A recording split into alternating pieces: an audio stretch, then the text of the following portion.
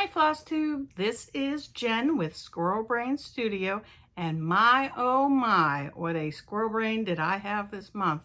I'm coming up on my birthday, so I want to get started first with the Flosstube side of things, but it's been Flosstube, quilt tube, crochet tube, paper craft tube, embroidery tube, so a little bit of everything to say the least. But like I said, let's start with the Flosstube side of things, and then we'll progress into the other things as we go on. So the first thing I started was a start along, not necessarily a stitch along because I've been terrible about it myself, but a start along on a St. Patrick's Day Quaker by Primrose Studio. And I have a very small start on mine, as you can see. It's sort of a shame to even show that because my birthday is on St. Patrick's Day coming up. But I wanted to do that start along just as something fun. And then my brain sort of fizzled out. And that's when I transitioned into all kinds of other stuff. But let me go on with the Flosstube side of things first. We'll get through that. So next I want to show you Susan Crowther's. It is by the Heartstring Needle Art. I did a tiny bit more on this. As you can see, I worked a little bit more on the border over here. Let me see if I can hold it up a little better so you can see. So I do have the one corner angel done, a little bit of the flowers. I'm working on getting the, I got the leaves into some of these positions, and then the bottom parts of the flowers on some of these positions, so that I can then get ready to start putting in these flowers along this border as well. I was able to, I had some encouragement to give it a try to get the blood spot out that I had in there. The blood spot was probably the size of the end of my pinky or a little bit larger, and I actually was able to work on it and get that blood spot out. I took and put some Shout pre-train, or I guess first rinsed it with cold water and scratched at it slightly with my fingernail for a bit, and it lightened it quite a bit. And then I put some Shout pre-stain on it and sort of scratched that in as well. In all my research, it said to use an enzyme based, and I didn't know if the Shout was, but I thought, worst comes to worst, I'll try it. If it doesn't work out, I'll shorten it like I thought about doing. But I let that sit for several hours and then gave it a rinse, and it came right out. And I was very thankful that it did not change the coloration on the dye of the fabric either. So I feel very blessed and got very lucky with that, but I was able to get that out. So I'll be able to do that Susan Crowther's sampler in entirety.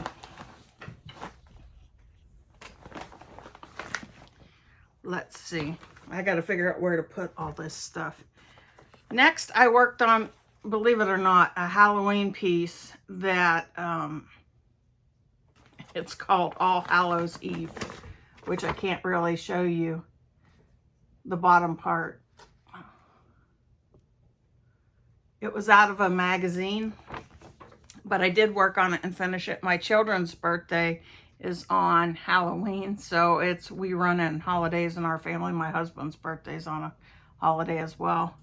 But I was able to start and finish this. It's a little Quaker. Next, I worked on, it's called the Three Things Sampler by Mariah Blackburn Samplers. And I'm trying to think, I don't have a picture of the front of it here at the moment, or at least I don't think I do. I might.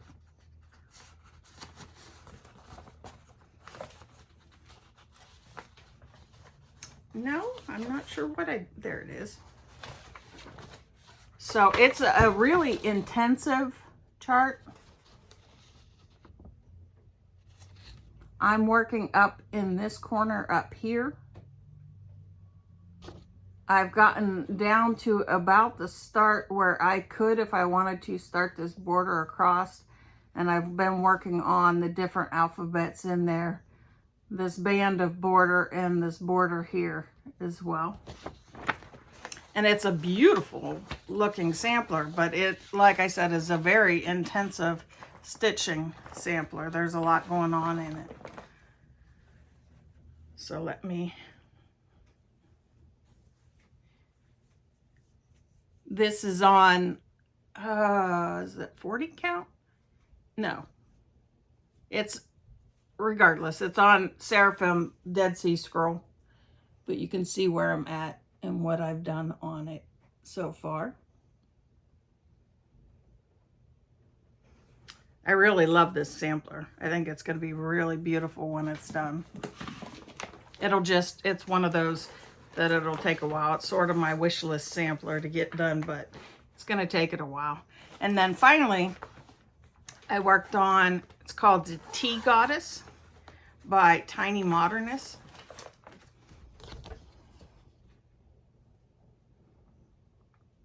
And this one's going to be on a 36 count Fox and Rabbit flannel flower. And I was working in the upper right hand corner and was able to get the flower spray done in that upper right hand corner.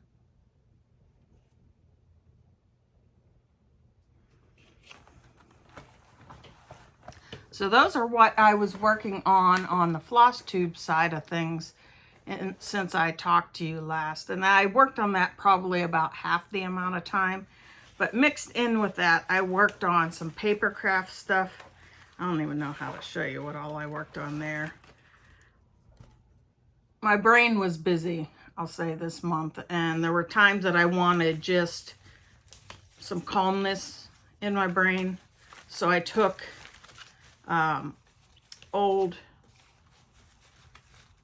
or junk mail envelopes and I collaged on them, and then some of them I decorated like these. Some of them I just collaged on, for example, like that, to leave them. So I keep telling myself I'm going to do a journal, but I like to do the ephemera side of things and not necessarily go to fruition on the journal. I did some different tags and journal cards, if I can find them. Some other journal cards. One of my favorite things to do is actually take, here's another tag. I like to take and decoupage napkins onto things. I think it really makes a really pretty background on them. So I did that on a bunch of tags and journal cards. Here's a few others that I did. This one I actually did sort of embroidery work on it. And this is a little pocket on the front here, a little lace pocket. And then I also, let me get some of these other tags and journal cards out of the way. As you can see, I did a bunch more. I also worked on a bunch of different pockets.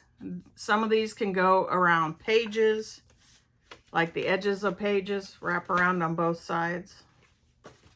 There's quite a few of those in here. Some of them I decorated, some I did not.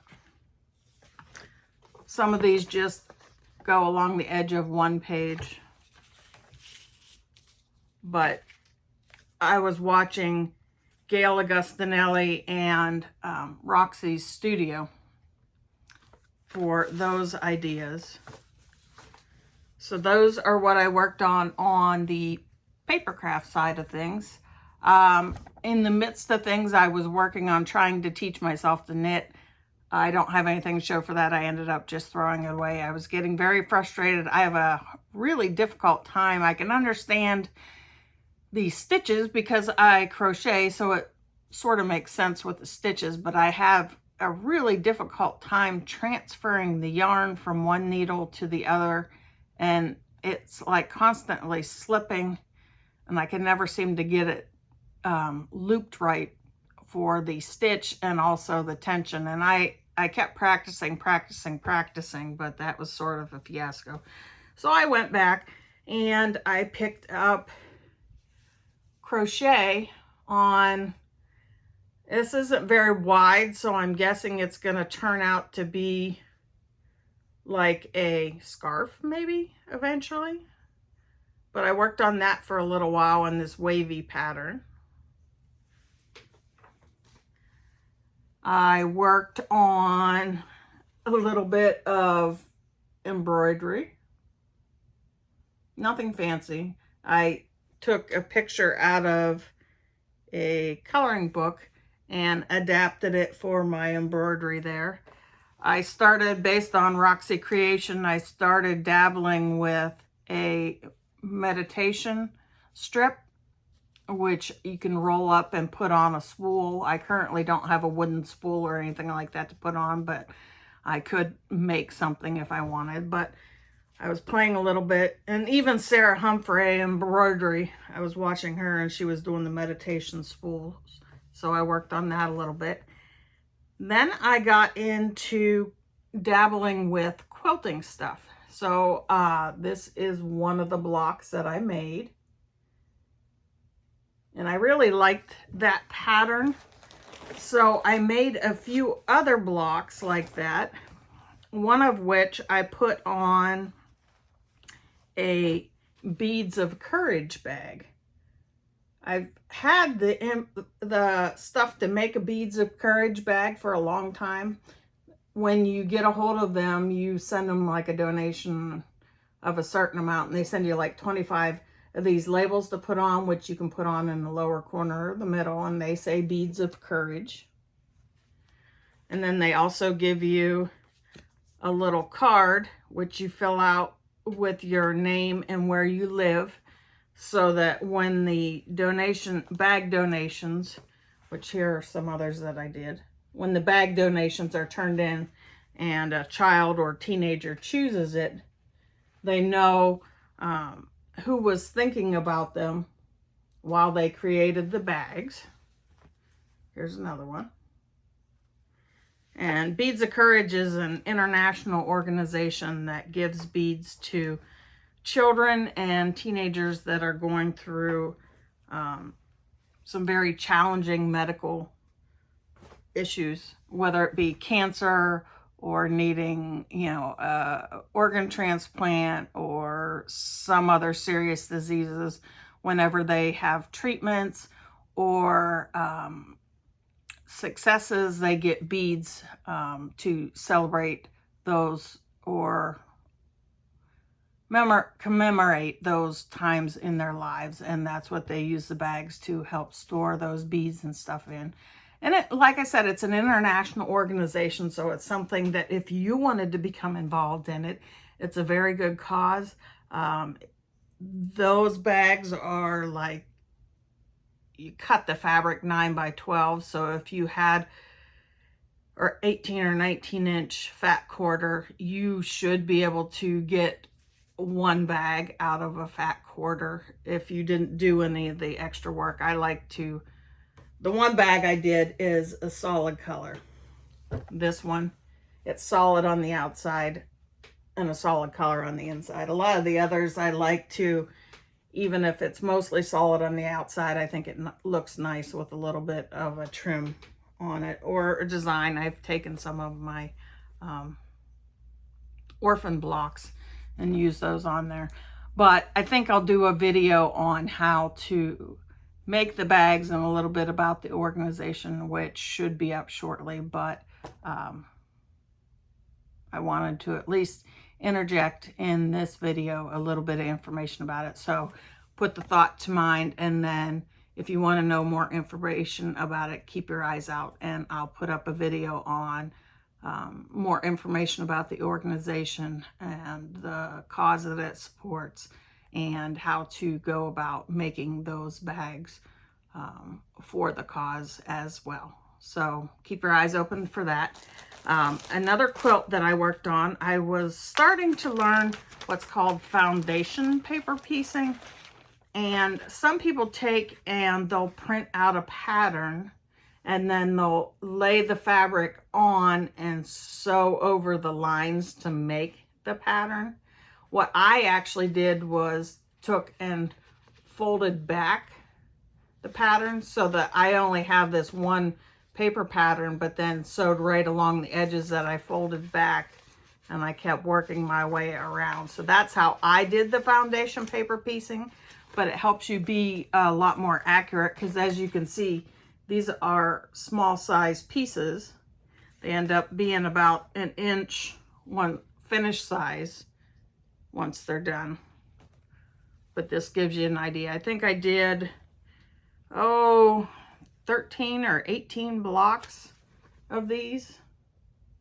I'm not quite sure. I might make them into a wall hanging. I think I've got enough that if I wanted to make them into a scrappy wall hanging, I could. And keep in mind, I'm one, I really love scraps. So the next thing you'll see is a scrappy quilt as well, lap quilt that I'm working on. But I really love scraps. I think that one can never have too many scraps. She who dies with the most scraps wins type thing.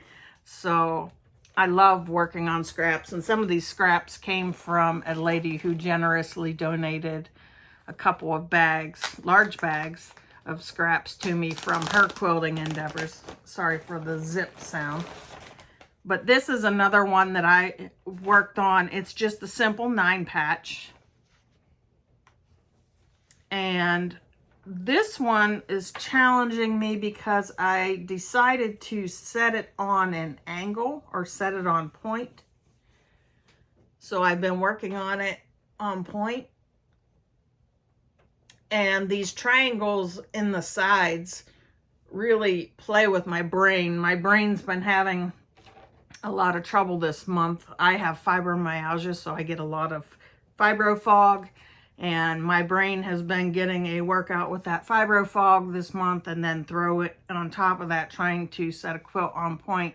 This one's been set aside till my brain gets in a little better headspace, because right now is not the time for me to be trying to fight putting triangles in the sides of things. So this was just a quick video, let you know where I've been, what I've been working on. Like I said, you'll be seeing another video coming up soon that shows the process of the Beads of Courage bags, and hopefully you'll join me in making those for that cause, because it is a very good cause.